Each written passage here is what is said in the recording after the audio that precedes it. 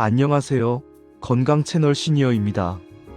지난 7편에서 우리는 눈이 보내는 신호들을 배웠어요.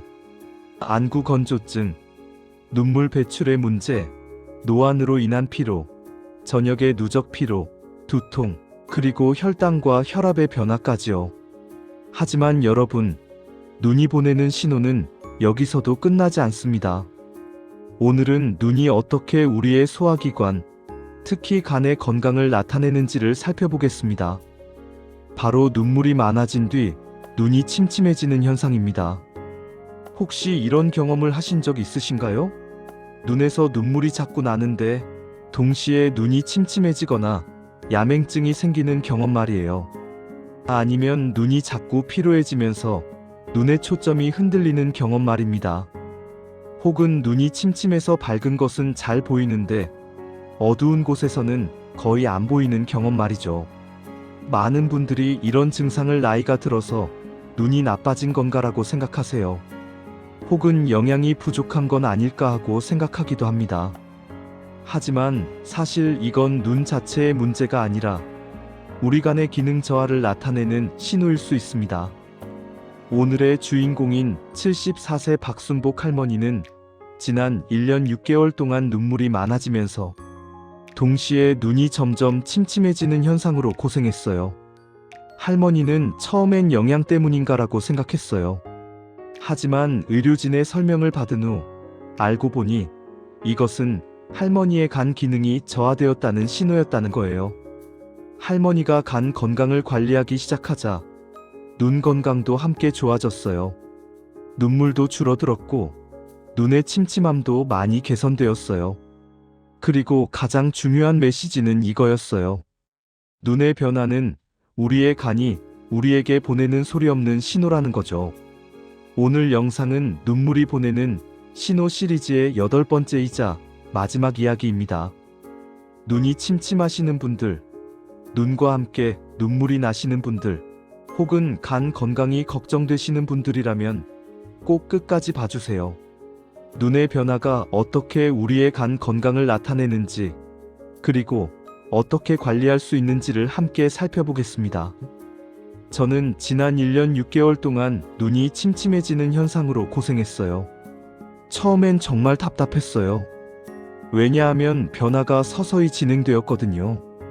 처음 느낀 건 밤에 거리가 어두우면 길이 잘 안 보인다는 거였어요. 그래서 저녁 산책을 자제하기 시작했어요. 밤에 넘어질까봐 걱정되었거든요. 그 다음엔 낮에도 눈이 좀 침침해졌어요. 조명이 어두운 곳에 가면 정말 불편했어요. 방에서 책을 읽으려고 해도 글씨가 흐릿하게 보였어요. 가장 신경 쓰였던 건 눈의 피로감이었어요. 아침에 눈을 떴을 때부터 눈이 무거운 느낌이 들었거든요. 마치 눈꺼풀에 모래주머니를 얹은 것처럼요. 그리고 시간이 지나면서 또 다른 증상이 나타났어요. 눈물이 자꾸 흘렀거든요. 눈이 침침해지고 약 2주 후부터 눈물이 많아지기 시작했어요. 마치 두 증상이 함께 따라오는 것처럼요. 남편도 걱정했어요. 당신 눈이 이상해? 자꾸 침침해? 라고 물었어요. 저도 자꾸 안 보여라고 대답했어요. 남편은 영양가 있는 것 좀 더 먹어야 하지 않을까? 라고 말했어요. 제 눈의 침침함을 자세히 설명하면 정말 복잡했어요. 첫 번째 증상은 야맹증이었어요.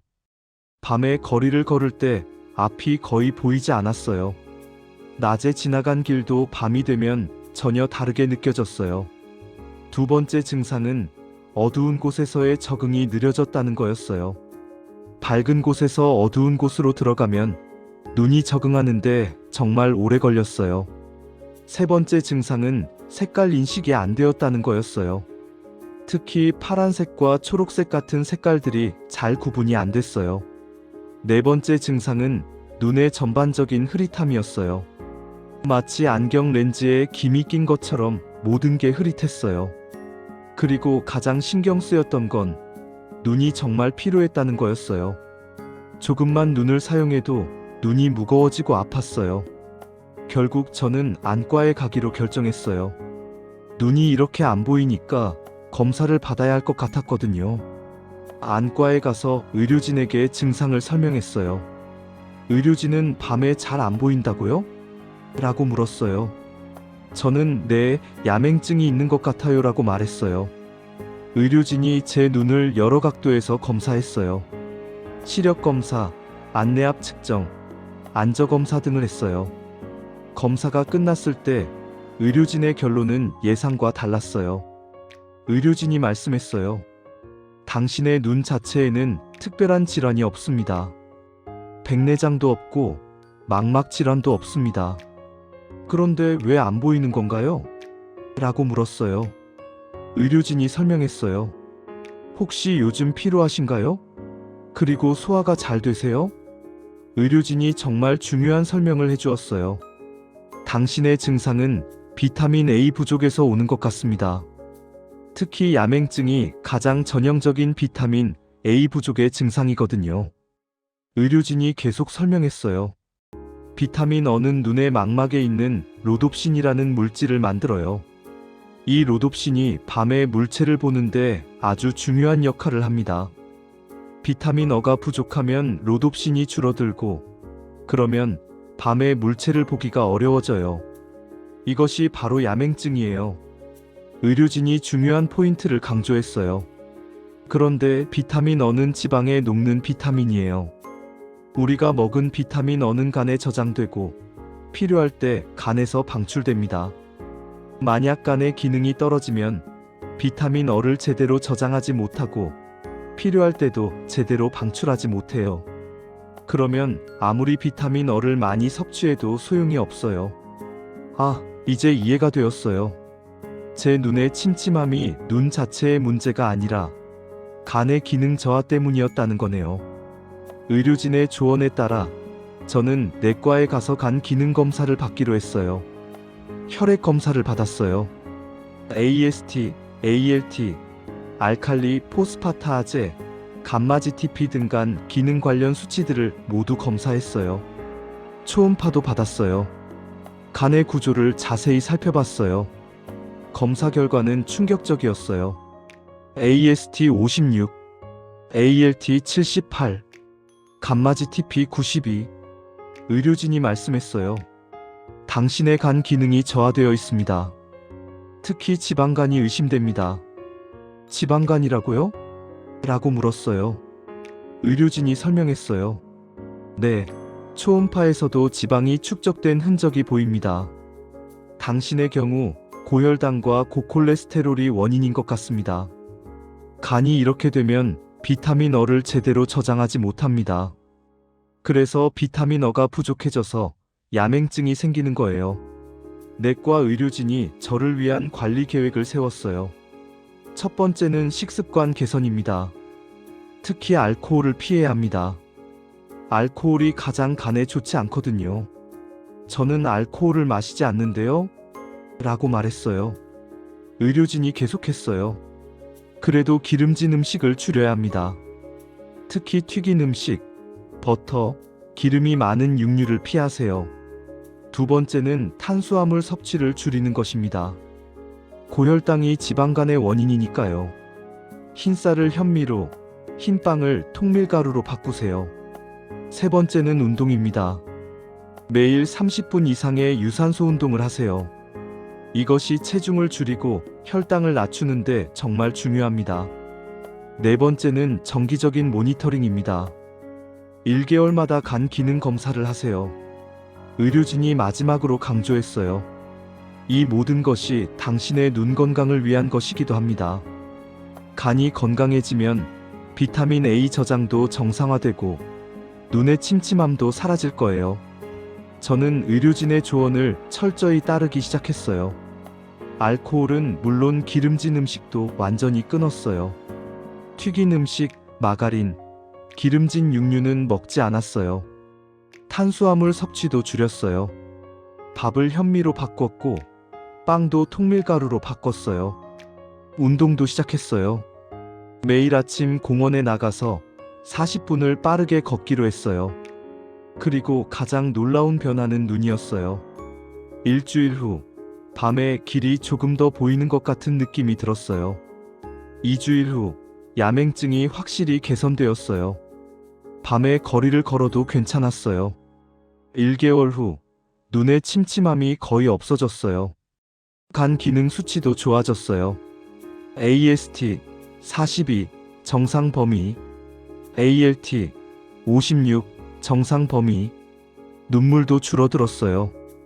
이전엔 자꾸 흘렀는데 이제는 정상 범위였어요. 2개월이 지났을 때 정말 눈에 띄는 개선이 있었어요. 눈이 정말 명확해졌어요. 밤에도 잘 보였고 어두운 곳에서도 눈이 빨리 적응했어요. 색깔 인식도 다시 정상적으로 되었어요. 파란색과 초록색이 다시 제대로 구분되었어요. 눈의 피로감도 거의 없어졌어요. 아침에 일어나도 눈이 무겁지 않았어요. 간 기능도 더 좋아졌어요. 모든 수치가 정상 범위로 안정화되었어요.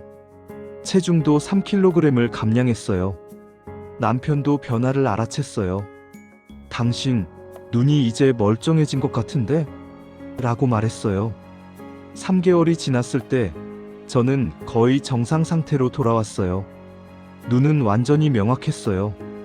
야맹증도 없었고 침침함도 없었어요. 하루 종일 눈이 편했어요. 눈물도 정상 범위였어요. 아무런 불편함이 없었어요. 간 기능도 완전히 정상화되었어요. 모든 수치가 정상 범위에 있었어요. 음식도 즐기면서 먹을 수 있게 되었어요. 물론 여전히 기름진 음식은 피했지만 다양한 음식을 즐길 수 있었어요. 내과 의료진도 정말 좋아졌습니다 라고 말씀해 주셨어요. 안과 의료진도 눈이 정말 좋아졌네요 라고 말씀했어요. 이 경험을 통해 저는 정말 중요한 것들을 배웠어요. 첫 번째는 눈의 침침함이 눈 자체의 문제가 아니라 간의 문제일 수 있다는 거였어요. 눈은 우리 간의 상태를 가장 먼저 보여준다는 거죠.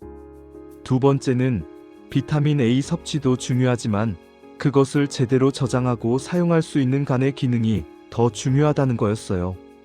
세 번째는 지방간이 생각보다 흔하고 생활 습관 개선으로 충분히 회복될 수 있다는 거였어요. 네 번째는 간 건강이 눈 건강뿐 아니라 전체적인 건강에 얼마나 중요한지 하는 거였어요.